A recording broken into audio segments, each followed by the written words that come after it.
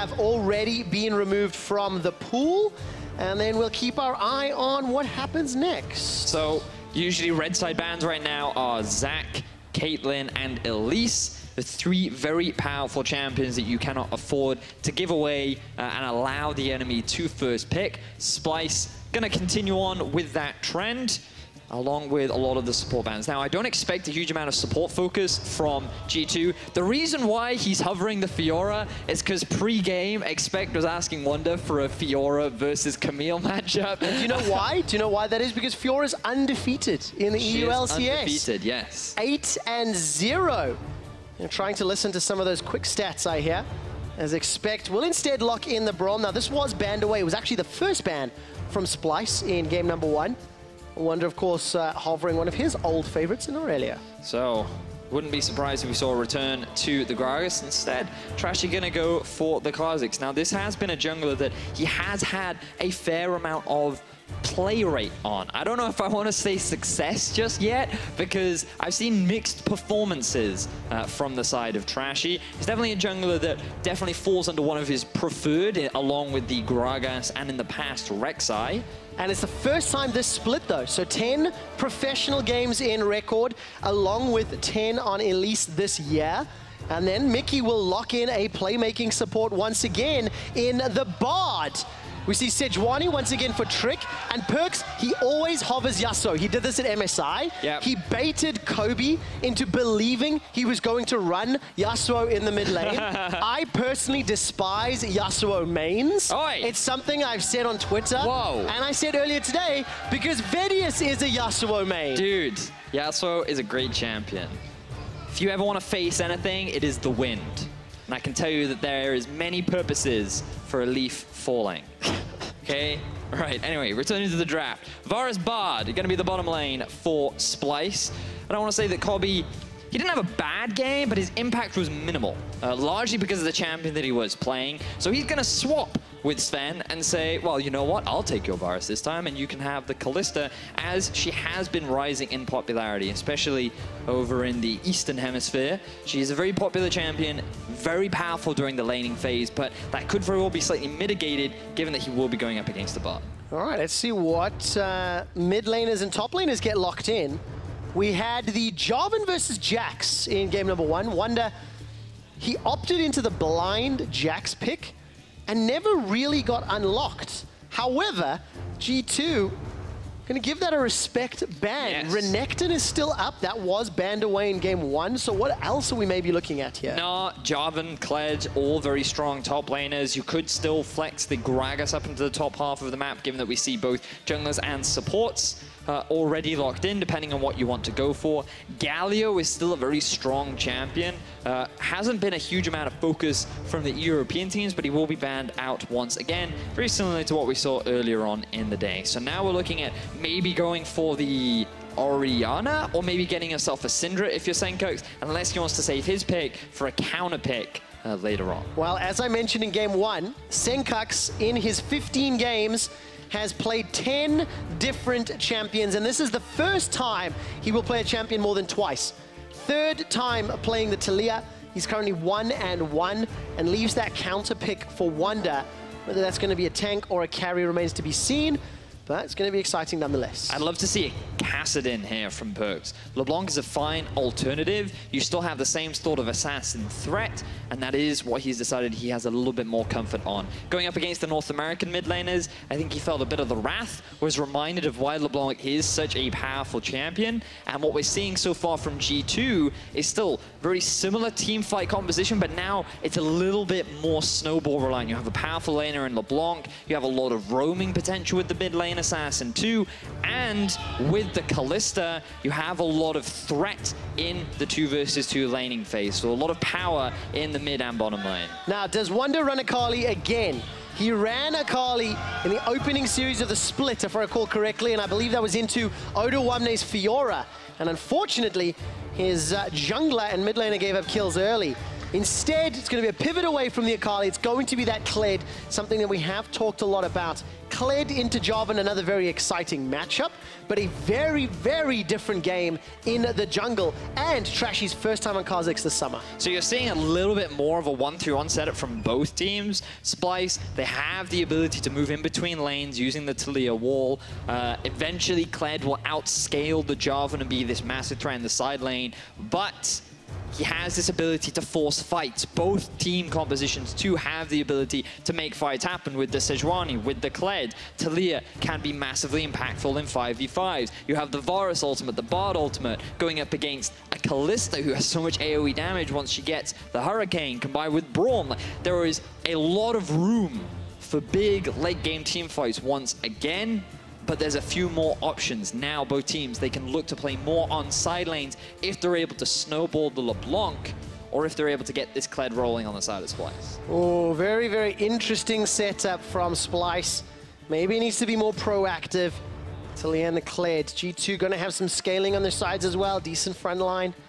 And let's see who gets the early advantages. You guys know how to vote. Jump on Twitter, hashtag G2win or hashtag SPYWin. The Samurais or the Snakes? Will Splyce lose 2 series in a row, or will G2 be pushed into a game 3? Ladies and gentlemen, here in Berlin, put your hands together as we load up for PerkZ taking on Sencux, G2 taking on Splyce. It's game 2 here in week 6. So not quite as many interesting picks as we saw in game 1, but there is a Bard.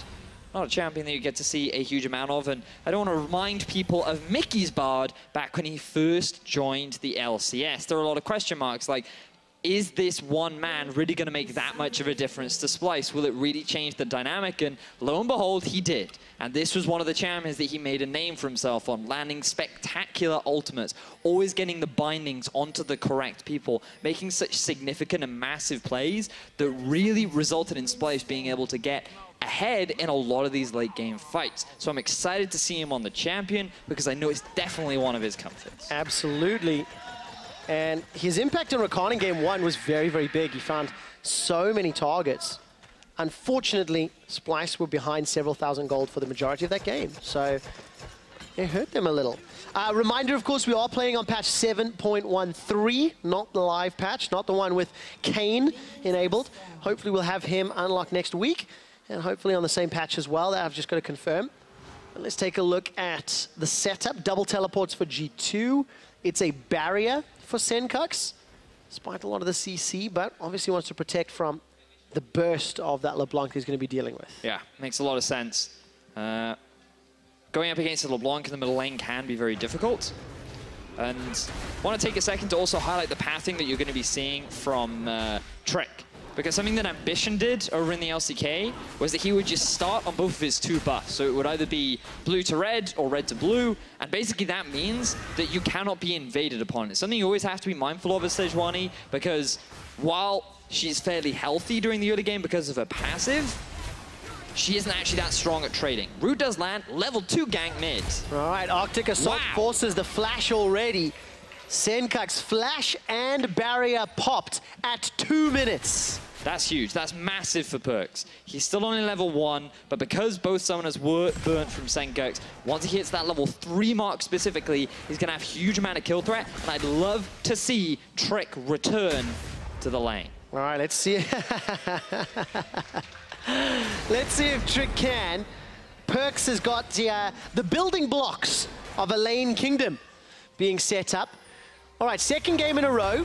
Cosmic Binding, that tags Zven. And he gets hit by a couple of autos from Kobbe. But yeah, second game in a row that Kobbe and Mithy have been playing on the front foot, have been playing very forward, been trading with Zven and Mithy. Again, Cosmic Binding. Mikyx's just finding his target through those minions consistently, just resulting in a little bit of advantage. Yeah, and I want to highlight again Kobbe, because I think that as an individual, sure, he didn't have the best game 1, but he has been one of the best performing AD carries this split. He has the highest K+8 at 15 for all AD carries. He has the highest kill participation at 15 for all AD carries. And he has the second highest CSD. This guy is not only active during the early game, but he's also consistently dominating his lane opponent, even when that opponent is Zven. Well, tell me about what happened in game 1 then. 0 He played Kalista, okay. Damage percentage was very low. He had 1 isolated death. He's only had 3 on the split. So tends to be with his team, tends to be in the right place. But yeah, I mean, you said he had Kalista. That really it, just the pick and the way the game played out. It's also, you're against 2 massive tanks, and while you're fairly mobile on a Kalista, it's really difficult to just shred through the tanks, and so you often just get zoned out of a lot of the fights. So later on into the game, it just became difficult to really play it. Now there are a lot more squishy targets available for Zven. You'll see him have a much easier time compared to what Kobbe did in game 1. But the main emphasis that I want to highlight was that Kobbe is a very good laner, and when you're paired up with Mithy, it leaves room for a lot of playmaking potential down in the 2v2. Well, a lot of trading in the top lane. Wunder completes his teleport, connects the bear trap on a rope, at least the first one, and Mithy steps over both caretaker shrines. Although saying that, Kobbe and Mikyx still very healthy. They've got biscuits and potions left to play with. Kind of a non-interactive lane at the moment, actually. 28 CS to 34. Kobbe and Mikyx, despite those early cosmic bindings, it has not equated into a huge lead. That wave is pushing towards Zven. So he will claw back that 7 CS deficit in the not too distant future.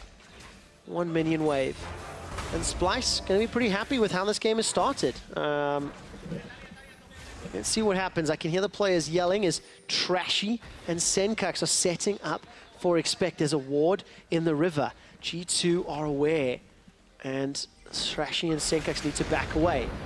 All right, there's a dash over the wall available. Trick has flashed in, manages to get the slowdown from the Arctic Assault. Barrier comes up from Sencux. He's got no flash. First blood already picked up by Trick. Next target is Trashy. Trashy tries to run away. It's a double kill for Trick. Good response from G2. They used the vision that they had in the river to be able to get the collapse down onto Sencux and Trashy. They didn't have the flash available. The barrier did come back up, but Expect was able to get to the fight faster because he had already pushed up that top wave, preventing Wunder from joining. It will give 2 very early kills over to Trick, and this is going to be a great start for the side of G2, and you can just see the way in which PerkZ moves through the river, ready to cut off the escape of Sencux. Trick initially misses the CC, but it's fine because they have more than enough damage. And the big turning factor here is the fact that Trick never isolates himself. And while Trash is able to dodge away from the knock-up, he doesn't have enough damage to get the kill down onto Trick. And this means early lead in favor of G2. Huge advantage. Trick already has the Balmy Cinder, as well as his jungle item completed on his first back. Another good cosmic binding from Mikyx and Kobbe. +6 CS at the moment. Doran's blade into Doran's shield still stings when I see Zven wielding a Doran's shield. He spoke out so strongly against it. Though you have to bend to the meta, do you not? Yep, it's also like Bard is super obnoxious, and having that extra bit of sustain is extremely valuable. But Kobbe, he's by himself right now. G2, they're looking a little angry. Ooh, Mithy yells, stand behind me. That melee minion allowed the gap to close. Here comes Trick from behind. The Glacial Prison locks down Mikyx. Magical Journey gets Kobbe to safety, but for how long? A dash, a mimic, a chain. Kobbe gets popped. Nice prediction from PerkZ to round out the additional 2 kills for G2. And this is what we wanted to see more from them in the early game. They get a very slight lead, and already they're looking to push it. Let me quickly think of the tier list of things EU teams from Rift Rivals had to work on. Early vision. Vision in the river led to 2 kills. Prioritize mid lane. Trick got a 2-minute gank there, and a return gank. And then once mid lane's unlocked, PerkZ is able to roam and pick up what was a beautiful kill over the walls. Yeah, bear in mind, just look what's happening in the middle lane. Big minion wave, forcing Sencux to stay underneath his tower. This means that he can already start roaming down. Trick is level 6, so the ulti is there to just lock down Mikyx and secure the initial kill. And you think, good on you, Mikyx, keeping your AD carry alive. But the illusionist comes behind and says, haha, jebaited. Jebaited indeed. I really like the setup, by the way. Mithy realizing the opportunity thanks to that little melee minion. He covered a gigantic amount of distance. And that just set up the the gank from Trick, so very nicely done. 8 minutes into the game, it's a 2,000 gold lead for the defending Spring Split champions. For G2, who are currently 3 series wins and 3 series losses. And, you know, we kept saying they're going to get better. They're going to fix the problems. It's week 6 of the EU LCS, and maybe this is where it starts, but we need to see several weeks of good performance to really cement that thought. What do you think, Vedius? Well, I mean, that's very true. As Sencux, oof. Yeah, that sucks. Really tough matchup for him. But I agree with you, right? Like, it's still early days, still waiting to see more from G2. Braum is happening onto Mithy. All right, there is a Glacial Fissure that comes down. Trick sends out the Glacial Prison. The Fissure and the Prison. Sven forced to flash away from the Tempered Fate, and now Trick is the target. He gets leaped on. Taste of Fear comes out. Bear Trap on a rope, pulls a Poro Rider backwards, and Sencux snipes from behind with a threaded volley. Now Wunder's the target. He's got no skull for safety. A seismic shove sends PerkZ into his death. Beautiful binding from Mithy with the follow-up from Sencux. That was 3 very swift kills going in the favor of Splyce. And Wunder, he didn't even have to use his TP to make it happen. He just roamed down with the rest of his team as they were looking for an invade. They find Mithy, and then everything descends into chaos as Splyce will get themselves the first tower of the game, get that bonus gold. And all of a sudden, they have the gold lead. They're so interesting. G2 get the first 4 kills of the game in like spectacular fashion.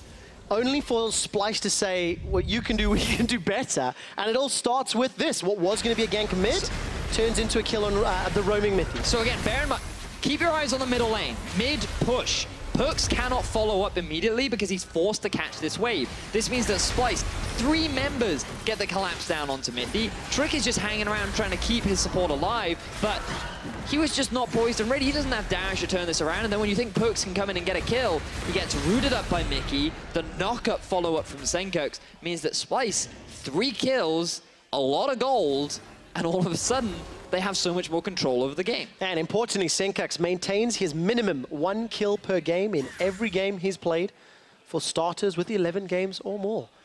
And only Febervent is the only other EU LCS player who can claim that title. Splyce got Tower First Blood. They've got a minor gold advantage as Mikyx coming in. Cosmic Binding. He's going to pin Expect. Here comes Wunder as well. He's flashed forward for this one. And Expect doesn't even need to flash to safety. Magical Journey for Mikyx gets him all the way out. And while all that's going on, Zven is looking to pick up the first tower for G2 in the bottom lane. They did not take the top lane tower. No, but they have seen that LeBlanc has made her way to the top side. Root happens again. Cosmic Binding, Chain of Corruption misses. Where's a Tempered Fate? That's dashed away from. PerkZ the Illusionist says, you see me, but you can't catch me. Cosmic Binding tags Trick, but he's got Flash.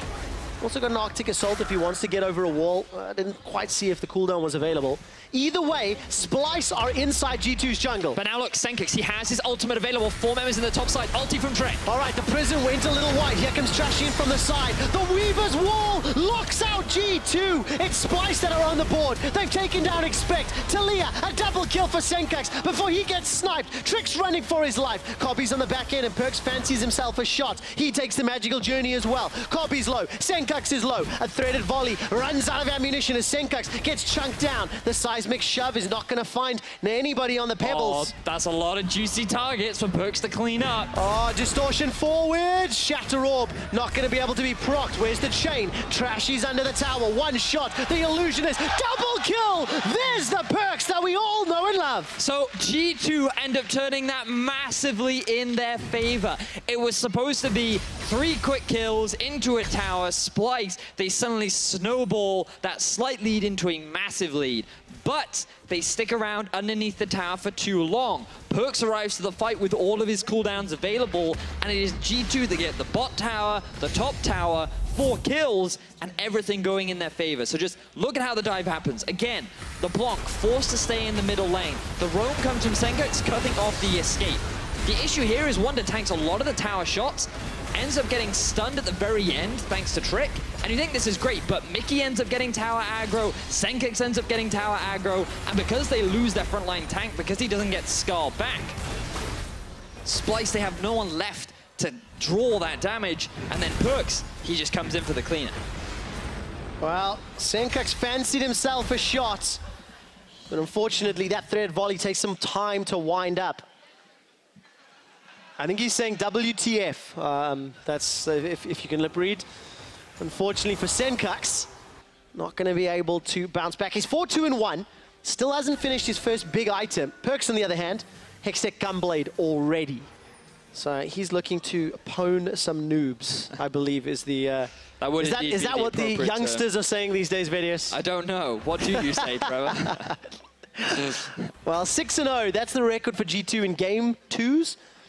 Actually, before today, they had lost 4 out of their 6 series game 1 games. Not a team that traditionally starts series. What are you trying to say, Trevor? Well. What are you trying to say? Trying to say G2 kind of suck. I knew you played suck. I knew you. And it's something they themselves have said many times. Yeah. But what they do not suck at right now is control wards. Vedius, look at that inventory.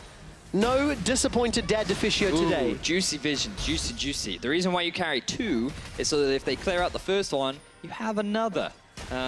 Always valuable to have, but you can also use it to reposition, so you might set up a defensive one. Initially, you can see one there for G2 in their own blue buff, but now there's another one available and ready if they want to try and move that vision upwards. Now, PerkZ. Oh! Now you see him, now you don't. I believe that was a noob being pwned. Oh, yeah. Just a great combination. PerkZ, look, he's finding his groove, right? We're 15 minutes in.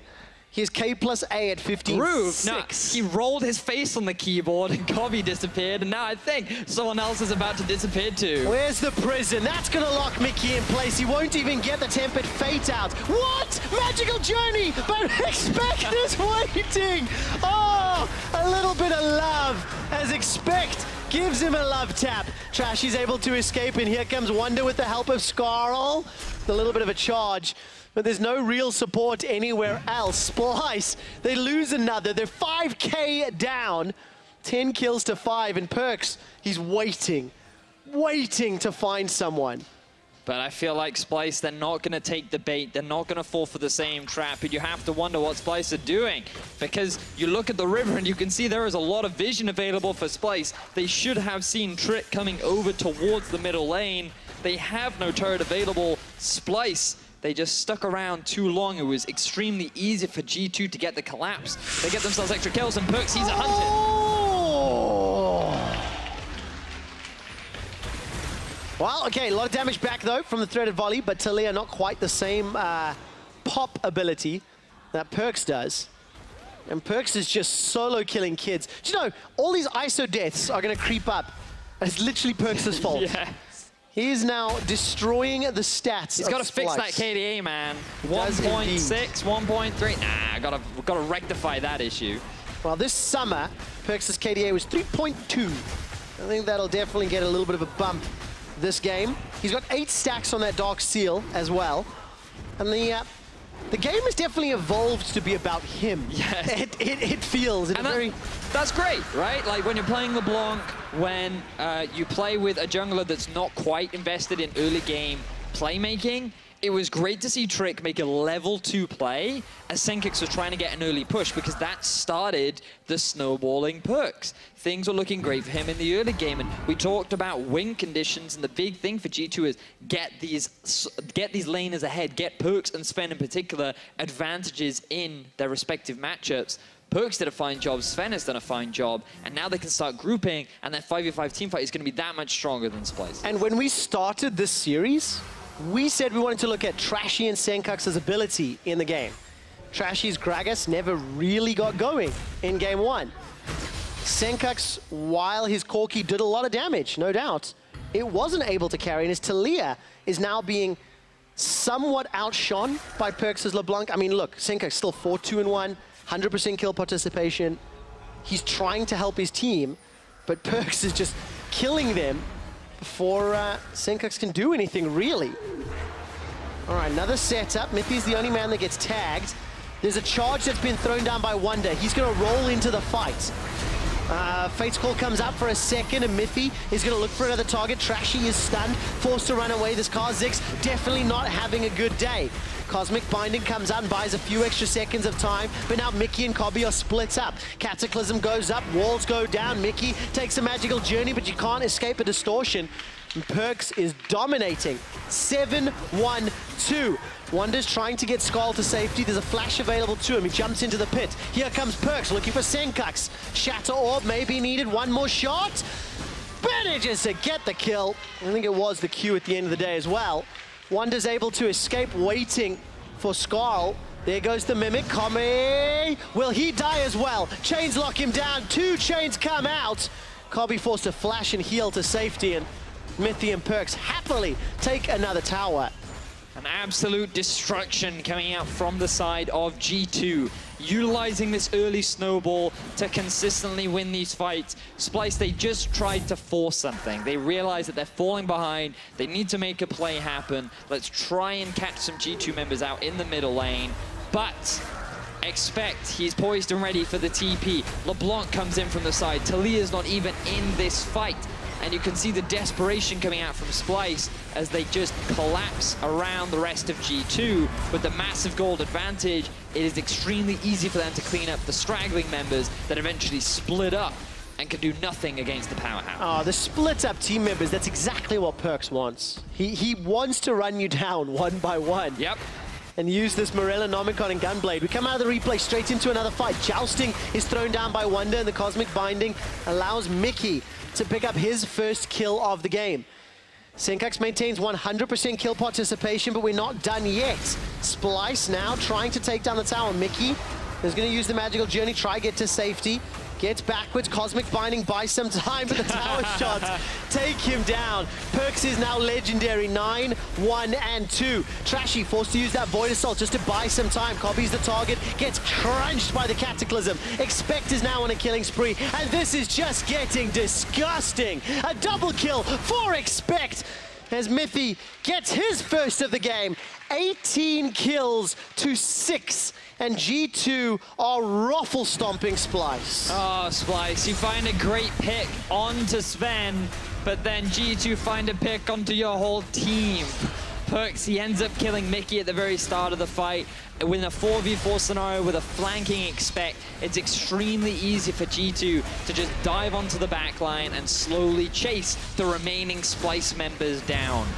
Very clean use of the advantages that they had gained. And you can just see here, like, this is a great wall.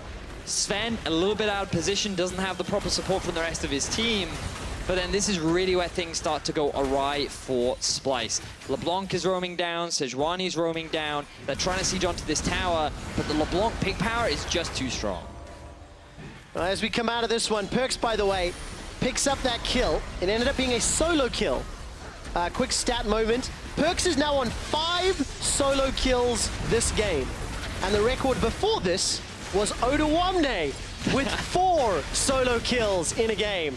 So, Odo, PerkZ has seen your record and has broken it with more games still yet to play. PerkZ, how many more solo kills can you find? That's the question. Vedius, do you have an answer for me? I'm going to say you'll find 1 more solo kill. 1 more. Okay. All right. So he's on 5 at the moment. We'll end the game with 6. I think he'll find 2. Oh, ambitious. I think so. Well, to be fair, he did say before Rift Rivals, we will not drop a game. And so far, he's on track. Hey, he's won the fullest, the only completed game he's played. Yes. And on track to win the second. So, PerkZ confirmed not a liar yet. There is many, many games. Oh, there are. Summer. And Twitter will not forget that quote. And we will find out soon enough. Splyce. Man, what a situation to be in. Down 10,000 gold, down a Baron buff. You've got no real front line, and a LeBlanc that is so fed that she can insta-gib anybody. Yeah.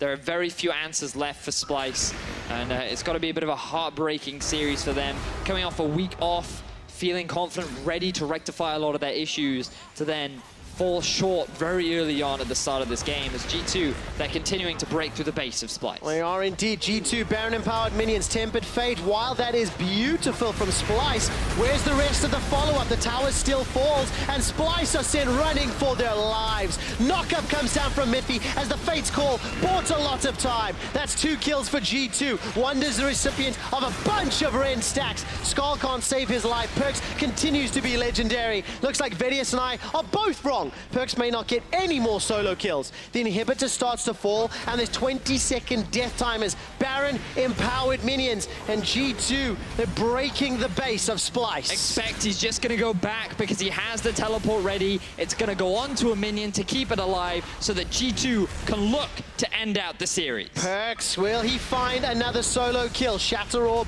tags Trashy, the passive, wind up. But the Nexus turrets are the focus. 22 kills in 24 minutes. PerkZ looking for the solo kill. He does it, finds one. Vedius is right. G2 send a message to Europe that they are back.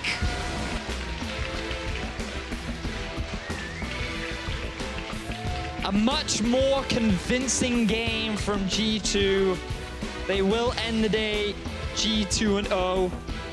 Definitely the sort of performance that you want following a disappointment at Rift Rivals. And it was a very proactive early game. Something that we really wanted to see from the squad. Something that we were hoping European teams would do more of.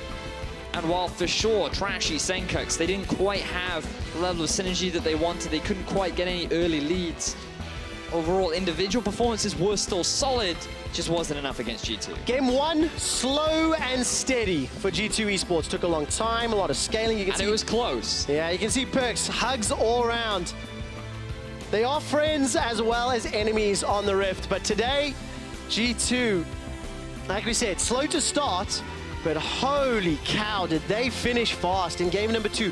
23 minutes, 57 seconds. PerkZ ended with 11 kills, 7 assists. 6 of them were solo kills. I mean, you don't get a more dominant LeBlanc performance than that. Yeah, and it's exactly how you want to be playing LeBlanc. Strong early lead, moving around the map, trying to bring that gold to the other lanes. And he was just finding pick after pick after pick, turning what could have been a really good tower dive from Splyce into a very good turnaround from G2. That's where things really fell apart in Splyce. They just ran out of answers. So the impact on the standings now, with Splyce losing that game, they're now 4 series wins, 3 series losses, so very, very clearly in 3rd place. UOL and H2K both with more wins than them, above them. On the other side, in the other group, Misfits are 4 series wins, 2 losses. Now G2, 4 series wins, 3 losses. So that second, third bout with Misfits involved becomes so juicy, becomes so interesting, especially because Misfits are playing next. And what we saw today was that G2 developed at least a bit, right? Like we see that Trick has found another comfort jungler in the form of Sejuani. Expect is certainly having good performances on Jarvan. Team fighting still very strong for G2. Yes. But the question is, have UOL made adjustments too? Are they going to be the same UOL? Before we talk about them, I want to quickly look at one of those plays where Splyce, they overcommitted to that tower dive and things got a little bit messy. So pull this replay up onto your screens, and this should be one of the early game fights that really allowed G2 and then PerkZ especially to get ahead. Vedius, what went wrong here? Well, bear in mind, the whole play from Splyce is good. The issue is that they don't have enough damage to be able to shred through 3 tanky members, along with the fact that the moment Wunder dies, they no longer have anyone that can tank up the tower. The aggro is slightly mismanaged, and that means that because you have so many low health members, PerkZ is just asking for someone to overstay so that he can find himself another kill, and that's exactly what he does. Picks up 2 here, and this is really where this LeBlanc just becomes uncontrollable. What I do like about Sencux, even though, yes, he ends up giving up the kill, I do commend the thought of trying to get in, the thought of trying to contest. Slightly poorly executed there, but... What is this champion? Yeah, what is this? Why is he allowed to play this? Oh, you can just feel the pain. On the other side, though, PerkZ, he manages to secure player of the series. I don't think that's going to be a huge surprise to everybody. Just a phenomenal performance. 16, 1, and 15 in his 2-0 series. Yeah, pretty good. His Orianna, he landed a couple of decent shockwaves. I seem to remember that really good one onto Kobbe that really swung a fight heavily in their favor. His positioning was really good in a lot of those fights, and the fact that he only died once in the entire series is definite growth from him, especially when you look at his performance at Rift Rivals. I just wish I remembered the rhyme. My Rise is bad, my Zero is worse. I won player of the series. We're going to interview now G2 PerkZ. How do you feel about that rhyme? Let's just start right there, because it comes up every time you play a game, good or bad, and especially international.